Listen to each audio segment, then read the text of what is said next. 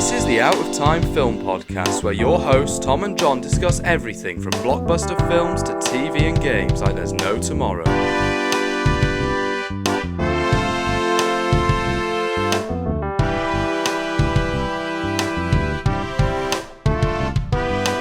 Hello and welcome to the Out of Time Film Podcast. My name is Tom, and as always, I'm joined with my co-host John. Hey, what's up? And this week we are talking about Bottoms. Hey. It's quite funny that we've been trying to watch Bottoms for such a long time now. Like, since we've heard about the film and we've been waiting for like any updates when we're going to see this film. Like, is it going to come out anytime soon? And we heard that it was going to come on streaming services. Like, no, we want to see it in cinemas. But luckily, it came out in cinemas. Listen, I have PTSD. Like, I've been so hyped for this movie all of 2023. And, you know, it feels like it's a tradition at this point where every October, November time, we settle around and Rachel Sennott has another queer movie for us to enjoy. You know, we had in 2022, we had Bodies, Bodies, Bodies. And in 2021, we had Shiver Baby. And of course, in 2023, we had Bottoms. But yeah, like, I spent so long being like, oh my God, I'm never going to watch this movie. And I know that we're covering it late. It's January now. We were supposed to be doing it in... Is it January? Because we're actually... When's this episode supposed to be coming out? Time didn't exist here on this podcast. We don't know when. We're in a liminal space right now. Actually, it's March, but yeah, we are doing it much later than when it actually came out. Yeah. But this movie deserved to be covered because I had a great time with it. Same. I just recently watched it and I'm just like, this is something that I've missed. You know, like a comedy film that you haven't watched for such a long time and you come back to it and it's like, yeah, still funny. So that was like the kind of thing that I had with the vibe. It's just like, finally, something that's really unique and funny at the same time. And it's just so much fun watching this film. So finally, some good fucking food. We ate, okay? We ate something. And I'm saying finally because we did Madam Web. So there you go. Yeah. And see, we're recording this like so far in the past that we don't know how that went, but I'm assuming not very well. Hey, future me, I hope you've seen the film. I hope it's one of the films of all time. So I'm sure it was one of the films that was made. But what I think is interesting about Bottoms is that you're right. It does kind of feel like something that we've seen before. And I don't mean that in a bad way. I mean, it reminds me of like many kind of like classic high school movies, but this time from a queer perspective. And that feels so refreshing.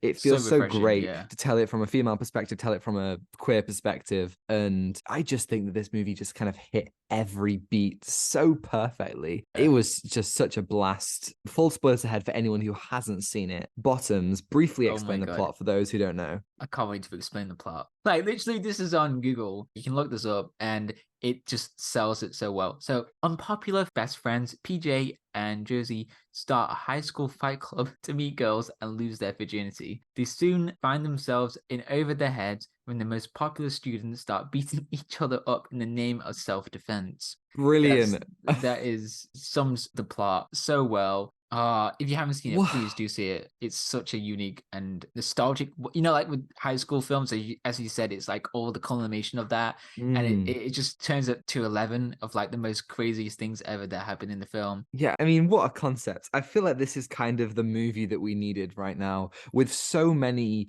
blockbusters and so many big studio movies ignoring queerness. It feels amazing to have a movie that is just so unapologetically queer and that embraces all aspects of the queer experience. I thought that was fantastic. What did you think of the movie? Yeah, I just said it with the queer aspects. I just really loved how it doesn't shy away from that and just goes into the most surreal. This film is quite surreal to watch, but I really like they didn't shy away from the queer aspects and they looked into lesbian relationships and trying to find love in this world. This film was just so absurd with so many comedic moments in the film that I just couldn't stop laughing. And I really liked how it touches on some really serious topics as well, with self-defense, with women being abused. It doesn't shy away from that. And I loved how it just balances that as well throughout the film. And I just thoroughly enjoyed it. It's just so funny with the football team. It's so stupid, like with Jeff. It's really refreshing to see from the female perspective, like they're like the strongest people here in this film. And you get to see these jock boys in the football team. They're just completely getting just scared and they're trying to support each other, especially in the most funniest scenes I've seen in the movie when Josie accidentally hit Jeff with his knees over that and he cried and all the football team were like, no, Jeff, we gotta get Jeff, we can get Jeff. And Jeff was just crying like a baby. So it was really refreshing to see the female cast being the strongest characters and the men being just cry babies. And so that was just the most funniest things ever. You get to see cool details throughout the film that are just so absurd that it just makes you laugh so hard. And it just reminded me a lot of the comedy. And it's so good. Like they just call back to some really good stuff as well. Yeah, I love the depiction of society through this high school. And it really does work so well because there's an accuracy to its depictions of like, you know, these men who are like on top of the world and get all of the attention and yet are actually just kind of crybabies. That one of the funniest sequences, which I definitely want to talk about more in depth later, is where they vandalize Jeff's house and he's just bopping along to I can't remember what song it is actually. What's the song that he's singing along to? I'm gonna get the soundtrack up. Get the soundtrack up. While you're looking it up, that is one of the funniest sequences in the film. There's a lot to unpack in that sequence, but I really loved how, again, the film is just so surreal on that aspect. It was Total Eclipse of the Heart. That whole sequence with him just, you know, dancing along and, you know, being so unapologetically camp. Like, I think a lot of this movie is really camp, and I love that. But I love just how far they go with those characters. But also, there's a moment like where the football team are genuinely terrifying when Hazel goes up against one of their strongest members and he beats her up, and it's genuinely harrowing.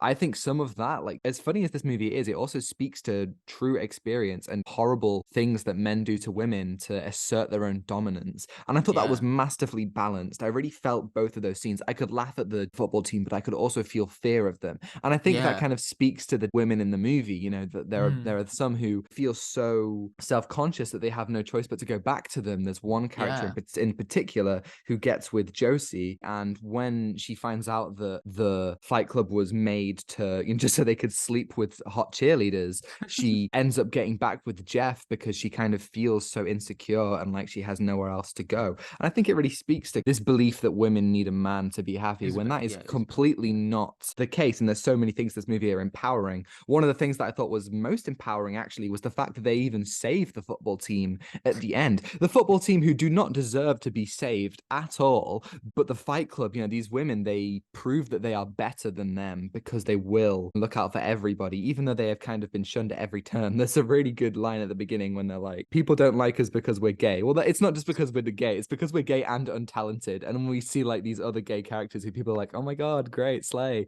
whereas they're just like completely unpopular because they actually have no talent, and that's kind of what leads them into this huge spiral of lies that leads to the Fight Club. This is a massive reference to the film Fight Club. And the film Fight Club explores the side of toxic masculinity. And then what I found really clever with this film, it completely changes that perspective with women and the experiences they've been through. And they use this Fight Club to help each other out or to use self-defense. And that is really empowering to see that, and just makes you like, oh wow, this is a complete, you know, there's a hidden message throughout this film. I mean, it's really funny, but it's a really serious theme, you know, like there's a lot of topics to talk about, you know, with women, how they struggle with everyday things, what men doesn't experience. So I'm really glad that they touched upon that as well. I mean, this film has everything, to be honest. You know, it's so true. And one of my favorite things about this film, again, this is like a surreal film. It's the dialogue with the comedic bits. I mean, with comedy, you don't know what's going to happen or what unexpected things that happen, like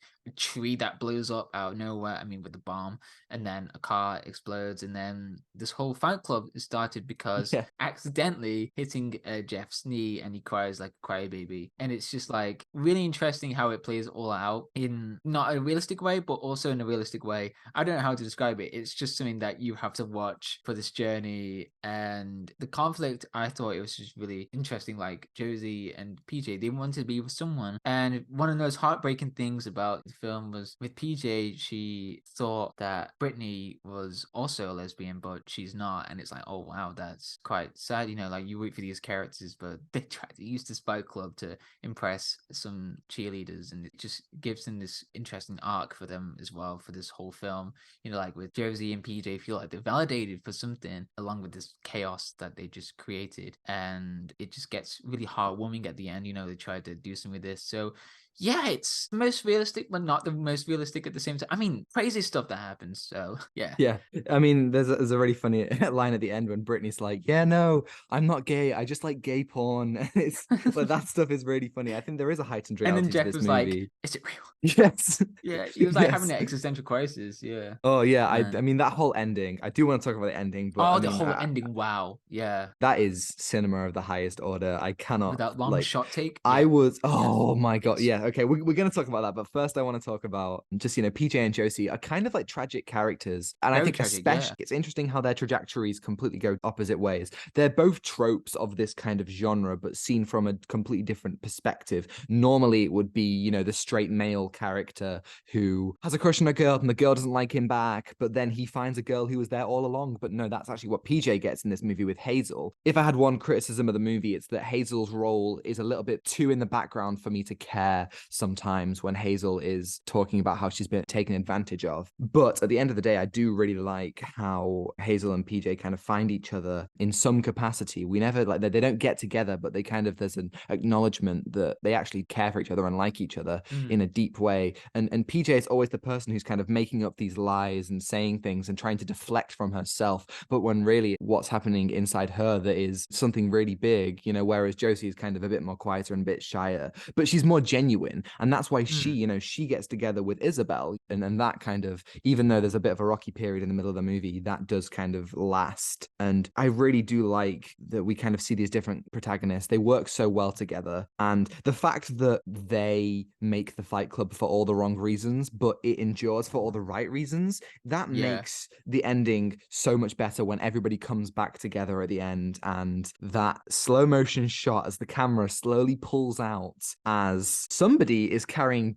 Jeff on their back. I can't remember who. Was it Josie? Yeah, Josie. No, was it? Yes. No. Oh. Yes, in slow motion, right? Yeah, in slow motion. Yeah. Yes. I love that. And she's carrying him on her back, and they're running as all of the members of the Fight Club start to beat up this football team, and it goes so crazy. Like they literally There's a sword. murder people. Yeah, one of the characters had a sword. Yes, there is just murder at the end of this movie, and I think that's so perfect. Like this is a universe where you can get away with blowing up someone's car or blowing up football fields, and it's a movie where you can get away with just murder. Like football teams kill each other, they plan to kill Jeff, and then the Fight Club kill them all, and it works. Like it's a universe where that is just kind of okay. And I was ascending in the cinema when I saw that slow motion begin to happen, and it was slowly pulling away, and it was amazing. It was amazing. That was one of the best sequences I've seen, where these characters who just create this Fight Club really beating up these footballers, and it's just like, oh wow, we just went to 0 to 100 real quick. They're just literally killing them, and then at the end, on one of my favorite shots is like you get to see them all in blood, but then they realize that there's an entire audience behind them this entire time, and they watch this crazy thing ever, and everyone's stunned. And then it's just like so funny.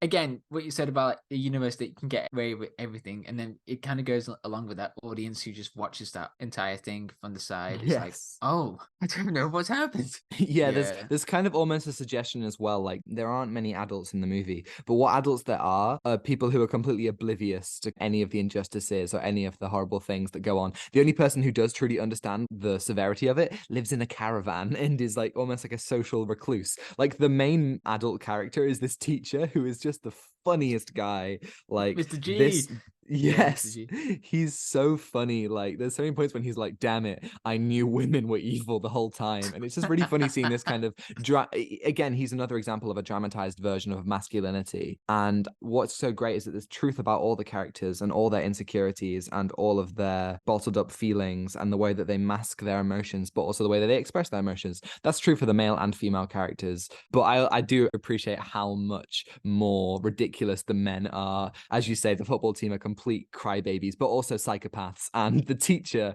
is just somebody who's so clueless and is thinking that this beating up is like, this is healthy female empowerment, just Self-defense, punching each other in the face. Yeah, exactly. That all works so brilliantly. Yeah, with the men being the side characters, they've just been so dramatic and just have this completely different perspective of women. And Mr. G, he's like unaware of a lot of things as well. I think that's a perfect, way of seeing that, with films, like you've seen it from the men's perspective, but then with the women's perspective, you get to see this dramatic group of men have this different perspective, but also being crybabies as well. So that's something that you get to see throughout the film, and it's like really refreshing. I just couldn't stop laughing with like Mr. G and with the principal and the footballers. You just get to see like they're the ones that are being laughed at all the way through, and then you get to laugh along with Josie and PJ. I mean, they're very conflicting characters, but then you get to go with this journey and they create this fight club, and it just gets really heartwarming, but then it just falls apart and it just goes back together so well at the end, where everyone is just celebrating on a football field where all these dead footballers just there, and it's just like, oh yay, everyone's... Oh my god, months ago, right? I don't really remember when this was, but months ago I read on Twitter that a lot of people were murdered at the end of the movie, and I'd kind of forgotten it when I got into the cinema, and then the car exploded, and immediately my brain was like, oh my god, I just remembered that I heard a spoiler. What was it? And then I immediately was like, oh my god, someone's gonna blow up the school. Hazel's gonna blow up the school, and I was really expecting this to happen, and then I didn't.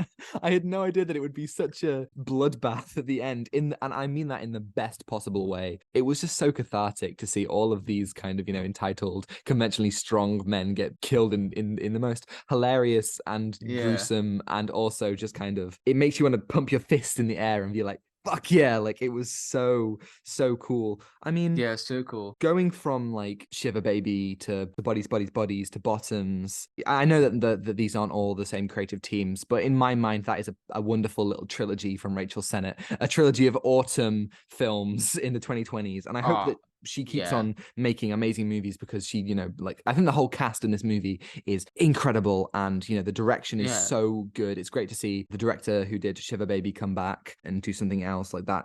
That's all just so good. I think every single element of this movie comes together so very perfectly, and my critiques are so small. Again, it is the kind of thing like Hazel's role in the movie, and the kind of maybe the lack of adults a little bit, but seriously, I haven't had this amount of fun with a movie for a while. I was just hooked in, especially for a movie that I was so hyped for. Like, it's rare that a movie will grab me and will live up to the hype, but it absolutely did. It did. There were some critiques that I thought about, like very small ones. Like with the third act, I thought it was a bit, you didn't know anything about the things that happened with the football team. Like, there's going to be a dead person that's going to happen this year. And I thought that was kind of out of place. And then with Hazel, I wish there was more time to explore with Hazel, because it felt like she was a part of the movie, but I thought there was a lot to explore with her, because I thought she was just there to create this bond. But there was a lot to explore with Hazel. But other than that, what a great film. What an amazing film that was. Yeah, I absolutely agree. What are you going to give it out of 10? Oh, okay. I'm going to say 9. Yeah, me too. I agree. What a cool movie. I think this is going to be one of the best films I've seen this year. So, yeah, absolutely. I agree. And that's weird to say, because we recorded this in 2023. So this might even make it onto our top films of 2023, which is a video that is already released by the time this video comes out. Wibbly wobbly, timey wimey. If it does, you know how it works. Then it might get a bit weird with time. With that, it turns out we're time travelers. That's what we never told you guys. Yes, wibbly wobbly, timey wimey. So yeah, brilliant. Thank you everybody for listening. If you're watching on YouTube and you liked it, you can like and subscribe if you want to see more. And if you're listening on Spotify, you can follow and give us a 5-star review if you think we're worthy. And you can follow us on Instagram at Out of Time Film Pod to see our incredible thumbnails from Zain Afzal, on Twitter for more thoughts from Tom, and TikTok to see edited clips, which are all also on Instagram Reels and YouTube Shorts. And you can find links to that in the description below. Thanks for Jones-Meyer for the excellent theme, and Ronan Phillips for vocals as always. And I think that's everything. Take what you're given. Give nothing back. Goodbye. Goodbye.